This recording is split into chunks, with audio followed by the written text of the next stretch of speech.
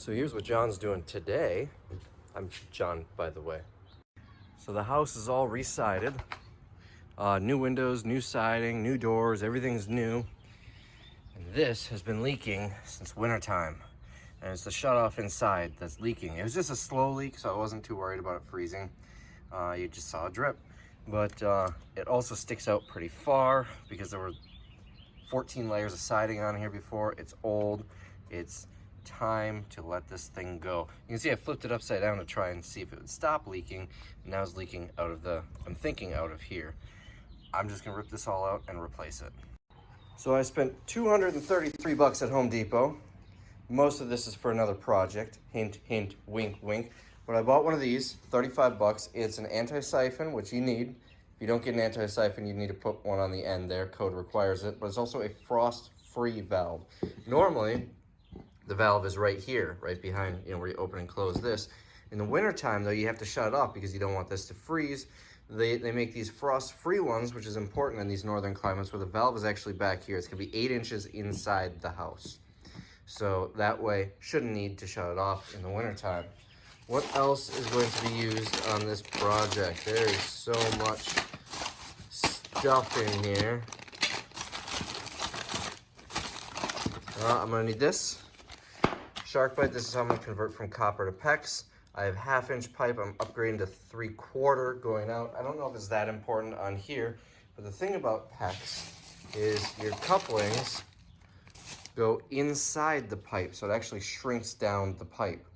So that's why when you go from copper to PEX, you want to up the size a little bit, because the inside will be the same. The measurements, the dimension is actually the outside of the pipe, but the PEX has a thicker wall. I've got a ball valve here. I made sure to get one with a bleed.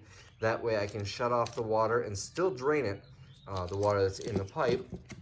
And I believe this, and then a length of the pipe, is all that I need. I don't think any of that other stuff goes with this project. And here's the pipe. This is the one that I'm gonna need. I'm only gonna need a short piece of this. The rest of this is gonna be for another project. I like getting the 10-foot long straight lengths because the rolls, the coils, they're such a pain to deal with. It's not a big deal once you have them installed, but these are a lot easier to work with. And since I'm not doing a length longer than 10 feet, this will work fine. Got the plumbing toolbox here. I'm going to need a PEX crimper. I choose the pinch crimps. Oh, you know what? There's one more thing in here that I need. These. Since I don't do a lot of 3/4 inch, I just bought the little pack. I do a lot of 1/2 inch, so I'll get the big pack. But I won't need that here, so I'm going to need these as well. I choose to use the pinch crimper. There's another type as well. I like this one better. I'm going to need an abrasive here. This is used to sand and clean the copper pipe. I'm going to need one of these to clean and deburr the pipe, as well as this guy. I'm going to need a PEX cutter to cut the PEX, and this will cut the copper pipe. And lastly, I'm going to need this guy to clean the pipe up and ready it for the shark bite. And, probably some Teflon tape. That should be it for this box. And then there's one more thing in here, right here, 3/4 inch to 1/2 inch female adapter. Quick disclaimer, I'm not giving any advice on here. This video is for entertainment purposes only. I'm simply showing what I am doing. So first, I need to shut the water off. I know that was me turning the water on, but you see, you want to be able to drain the pipes. So what we're going to do when we shut the water off is I am going to shut off the main shut off to the house, which is down here. And then I want to open up the highest and lowest valve. That way it drains all the water from the pipes. The highest one so air can come in, the lowest one so the water can drain out. And I cannot get to this thing. There's a pile of stuff in front of it. All right. So we will shut the water off to the house. I don't know how well you can hear that, but it's no longer running up there. Now the thing is, this is the pipe that runs across to the hose right there. And then there's the shutoff. There's still water in here, so I got to drain that out. Unfortunately, there's nothing on this pipe that can actually drain the water. So we're going to have a little bit of a mess. So I'm going to need to make sure to bring a bucket. This is actually the only thing serviced by this pipe. All the other plumbing is on the back of the house, and the the pipe there comes in. Here, I'll walk you over here so you can see it. Pardon the mess.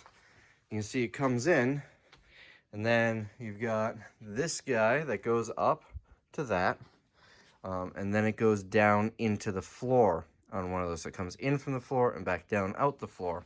And then from underground, it comes up this pipe and then services the rest of the house. And all of the other water valves are over here, so there's not much I can do about draining that. That's another benefit to getting the shutoff with the bleed. So now that the water's off, I'm going to get a bucket, and I am going to start prepping this pipe to cut it.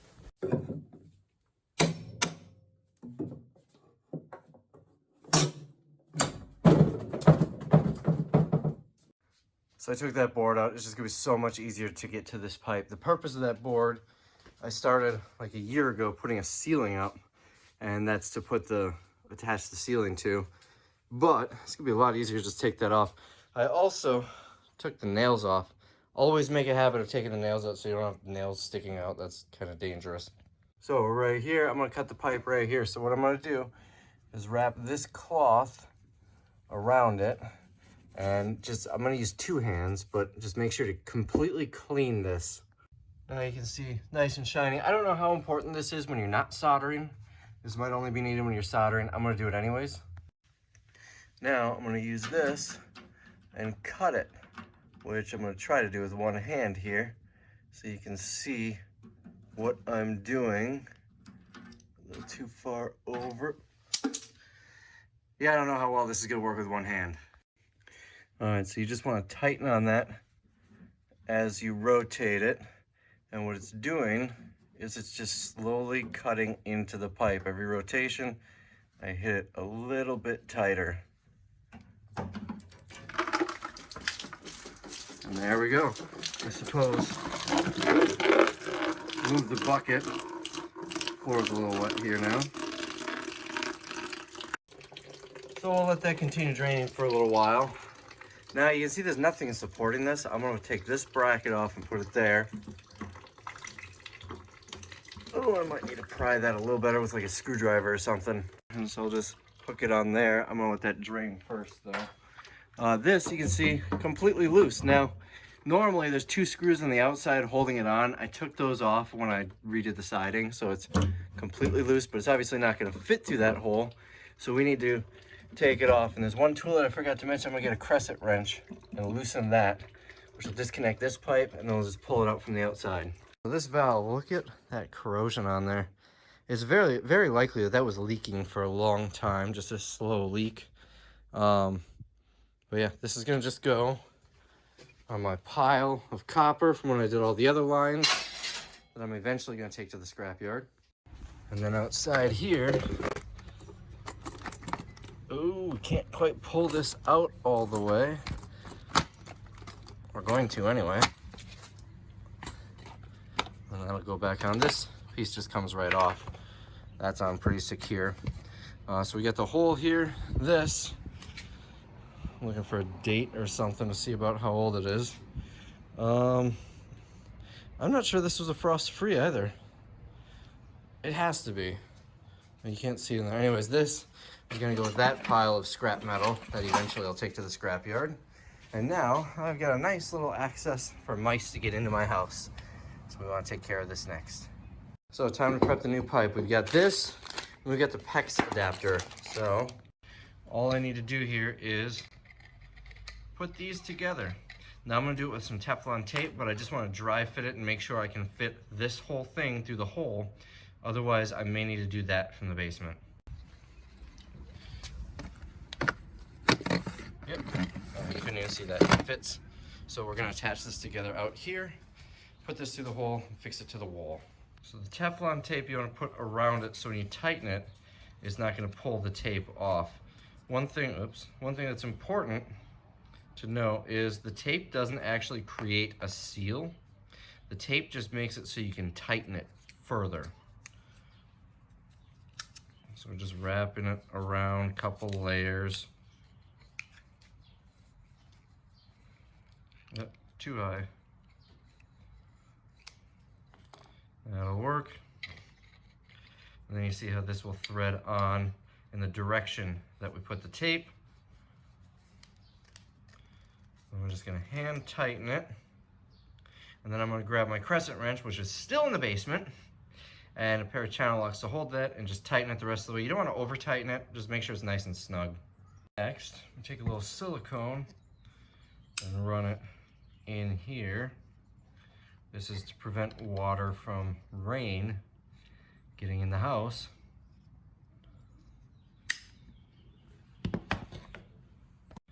I just realized I did that slightly off camera, so I just put the silicone around here. And now, stick in the hole.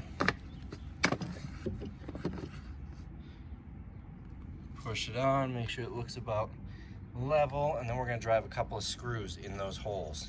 These are just the screws that were on the old one, so this should be fine for this one.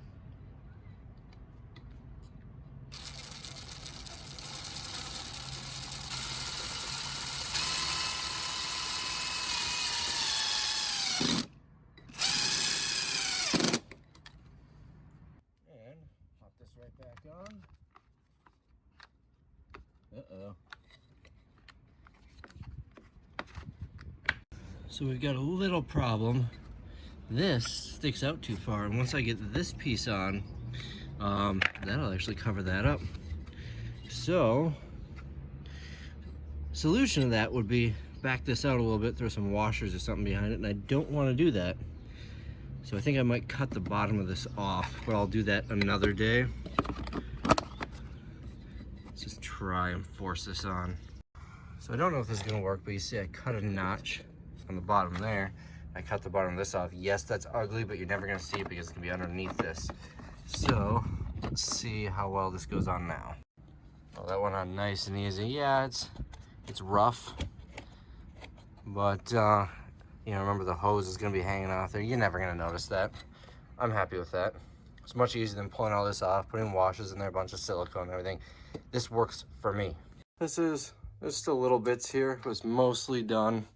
We filled that bucket pretty well and a lot on the floor. Now it's time to prep this pipe. First, I'm gonna put this up here, and I'm not gonna use nails like they did before. I'm just gonna screw the thing on. You can see, wow, look at how close that is. That, holy, maybe I should have got the 12-inch. For some reason, I thought this was the outside wall. Wow. Well, too late now. I'm not gonna go buy the longer one because that involves another trip to the store, but I will probably still be shutting that off in the winter time. Although it's still fairly warm under here, I'm sure. All right, next step.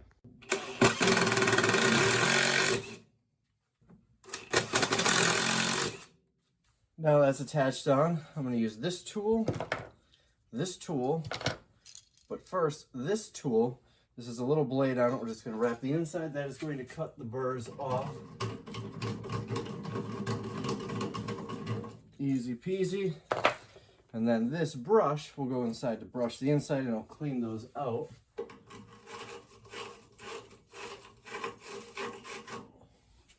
And then lastly, I'm going to grab this, which is a sharp bite tool, and put it on the 1/2 inch, and that will deburr the outside.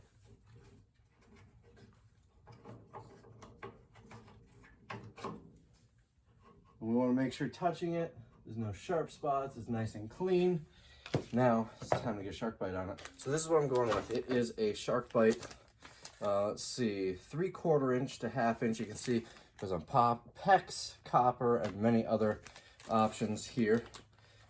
Opening it, you'll see, since it connects 2 different sized pipes, we want the smaller one in this case. Now one nice part about this is when you put it on, let's see which one's the 1/2 inch. When you put it on, it will actually show you how far, you can't see what I'm doing. Let me bring this camera up. It will actually show you how far the pipe is gonna, or the coupling is gonna be on. So I'm just gonna make a mark here with a pen, and you can see I screwed this up there. That gives this ample support. I'm gonna make a mark there, and we're gonna push the thing on. So I don't know how well this pen is going to work on here, but there. Now I got a mark, and I am going to take this guy and just push it straight on. And we're good. Now this is a watertight connection. I'm not gonna turn the water on because there's nothing to stop the water from coming out this side. So we are going to get a piece of PEX and we're gonna run it from here to a shutoff. But let's get the shutoff on first. Now a couple things you'll notice with this shutoff here. It's got this little bleed. You wanna put this on the side that's after it's closed. So that we're gonna have the hose coming in this side and that going to the water. That way we can drain the hose side by opening that. It's also ideal to have it down, or you don't want it up like this.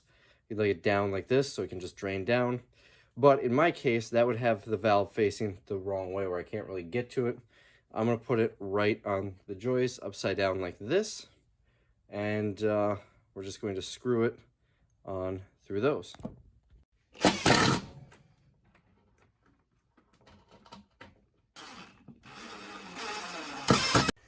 Now, put the screws in. You want to make sure to test this, open it, because you don't want it to not be able to close. Technically, this is open, that's closed, I think, yeah.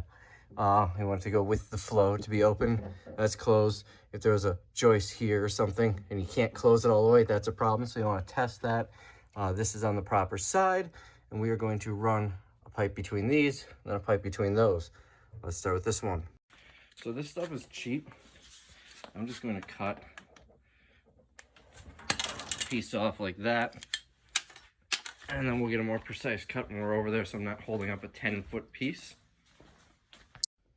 Now, because I'm dealing with such a short length, I'm going to probably be fighting with this, but same thing is going to go here.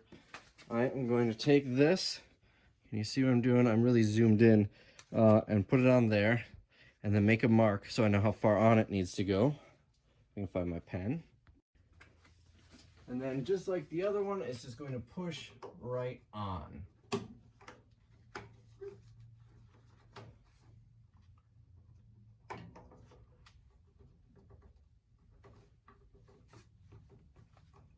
And I'm going to have to give it a little assistance because I don't have a good grip on it.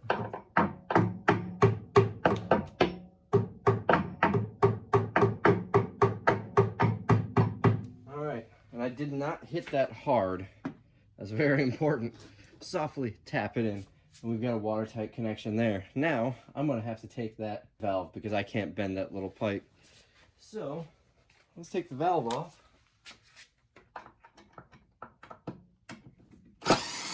Now, we're attaching this. We're just going to stick it right in here. It looks like it's a little bit too long, and the screws aren't going to hold that well on the joist. So I'm going to cut a 1/4 of an inch or so off of here.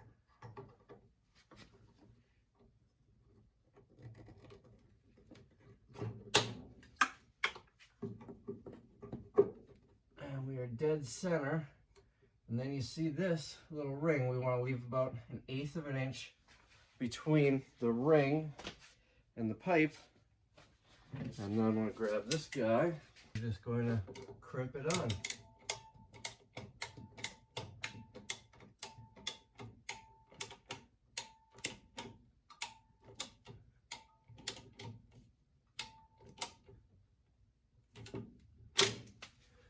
And that should be a watertight connection.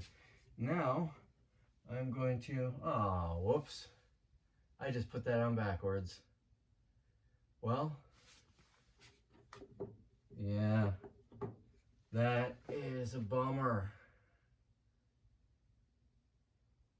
This is why you always pay attention to what you're doing. So, here's what I did wrong. You see, this is on this side, it should be on that side. Now, I would normally say screw it, we're just gonna leave it, except that won't close all the way. Unless I pull it like way off like that, that's not gonna work. I could, you know what, I might do this. If I put a piece of blocking here to screw it to, then we can go up and down. I think that's what I'm gonna do. This is still on the wrong side though, which that's actually wide open. But the alternative is to cut it off, and then this is a loss. You can't take these off. And that was like 14 bucks. So I'm thinking we'll just leave it. Yeah, that's what I'm gonna do. I'll just let this be on the wrong side, Not ideal, but sometimes you gotta figure stuff out like this. So I'm gonna put a little piece of blocking back here so we can actually screw this to it, and we should be good to go. Man, that's annoying. I don't see any other option here. Otherwise, I could back these out. I bet there's a little play where I could pull this off a little bit. Whoops. All because I wasn't paying. This is why you always pay close attention to what you're doing. Now, right now, this is good to go. I can turn the water on and make sure it works and everything. I would want to make sure that's off if I turn the water on. I think I'll just throw a little piece of block in there and do that. So you can see I put a little piece of blocking there. Nothing's attached. That's just a scrap piece of 2x4 that I had laying around. It was cut to about the size of a 2x3. Now, I'm going to, hopefully this doesn't strip.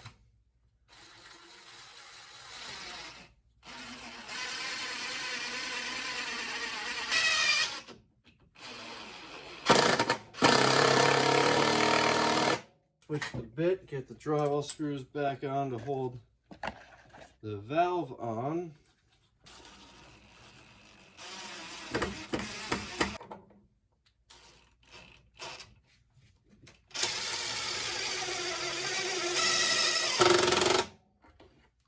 Alright, so this is ugly, but here's what I did. I just grabbed out of the firewood pile, and I ran a long screw up through there into this joist, and it seemed really loose. It didn't split, but it didn't seem to be holding that well, so I put a drywall screw into here, and then I put another long screw into this one, which goes all the way through into this bottom plate, and that is holding pretty tight. It's not gonna, I wouldn't hang off of it, but just for the purposes of this, it works.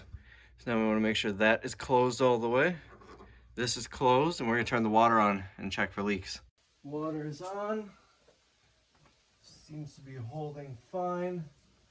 The shark bite should not drip. I had one that wasn't on all the way, and water just shot out of it once. Everything seems to be good. This is shut off, keeping the water from coming out of here. So now I'm at a stopping point if I want it to be, because the water's on. And that is sealed off to keep mice and bugs and stuff from coming in. Oh, another thing that I did, since this is coming down a little bit more because of that ear hanging off, it was putting a lot of stress on here, so I actually loosened these screws out a little bit.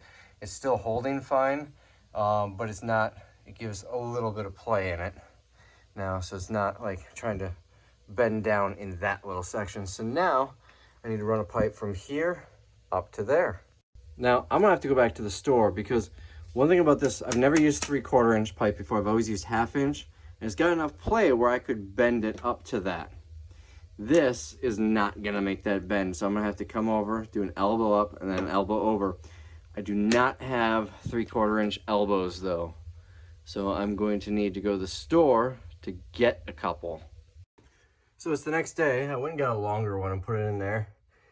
Doing it once, do it right. I also got 2 elbows so I can run that over to it. So now let's get started on this part. So first I'm going to build this little elbow contraption. So we're just going to stick this on here, grab one of these guys,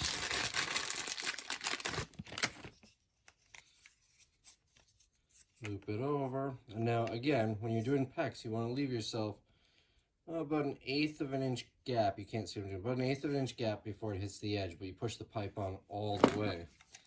And then we're going to, you see, you get this opening here. This guy is going to go right in there. And then you just start ratcheting down on it. Now you'll notice there's a light right here. Once it's all the way tight, that light is going to turn blue. See? Done.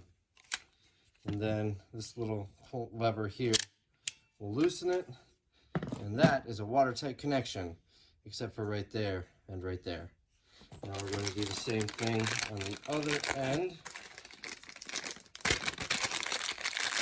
Now the important part on the other end here is we want to get the ring on first, because if you have this end piece on, you can't loop it around. So you put the ring on, and you put this on, and then you come out, giving yourself that little bit. Now we want to make sure, now these will rotate here.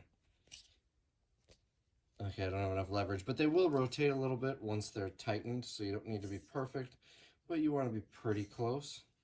And so I'm going to do this, but this isn't actually the one that needs to go on there. I just realized this and needs to go up in the sky.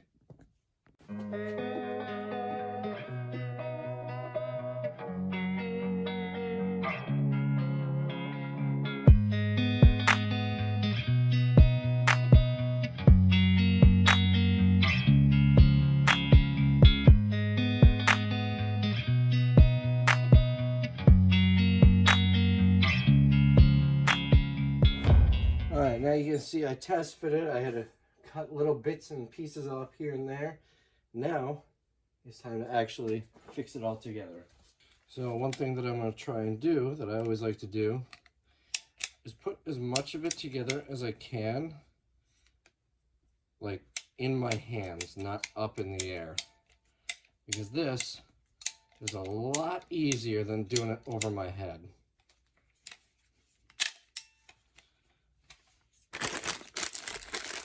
But it goes together like Legos. PEX is super easy and super DIY friendly. The most expensive thing, I mean, this is like 10 bucks for your PEX cutter. This is the most expensive thing you need. This is like 60, but it is so worth it. I mean, think about it this way. This is 60, but how much would it cost to have a plumber do it? Quite a bit more.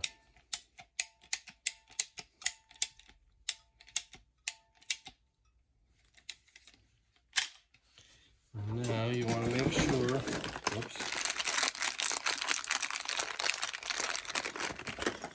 make sure you get your rings for the other two pieces on here before you put it on. And now this is going to go up there.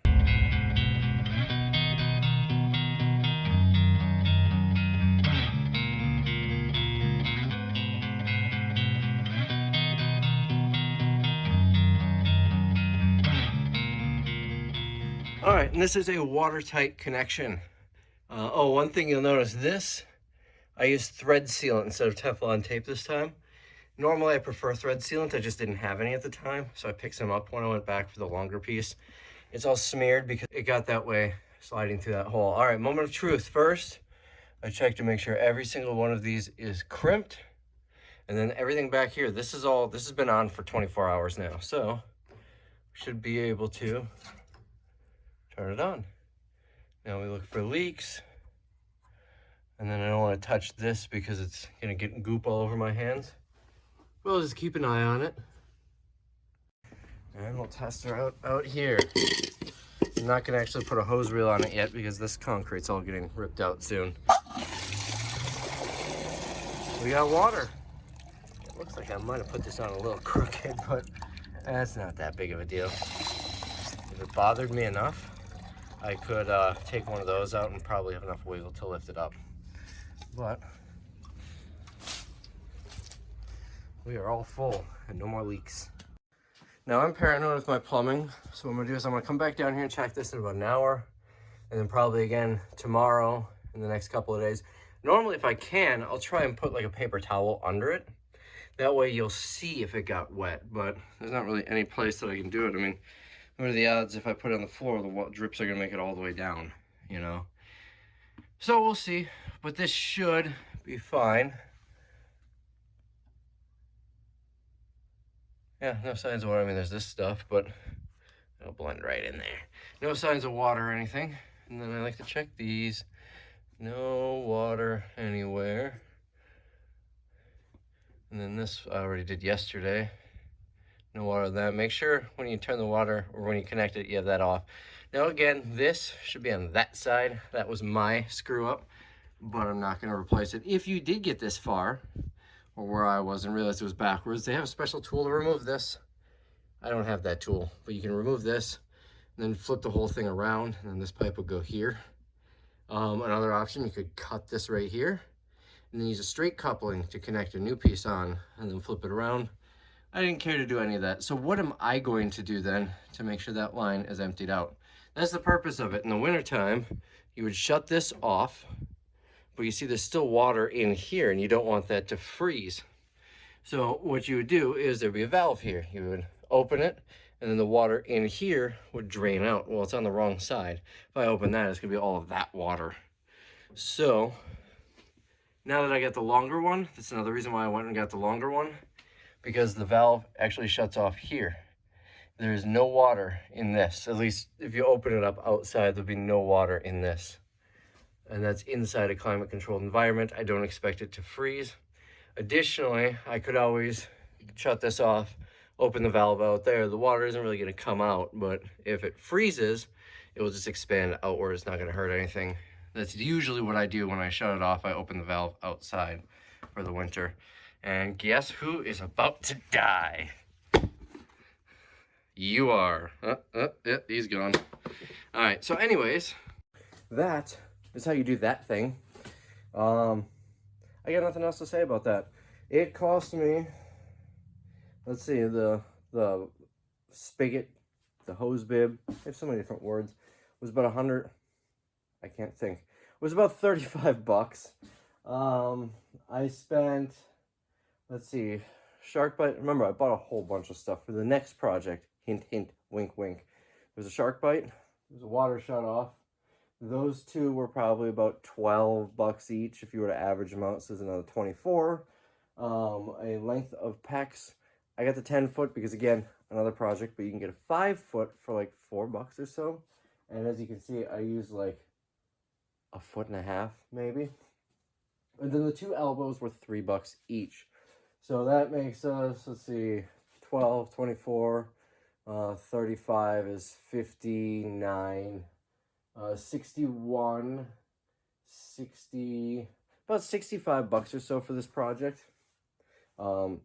Assuming you already have the rings and, you know, these, you'd have to spend a couple more bucks on to get them.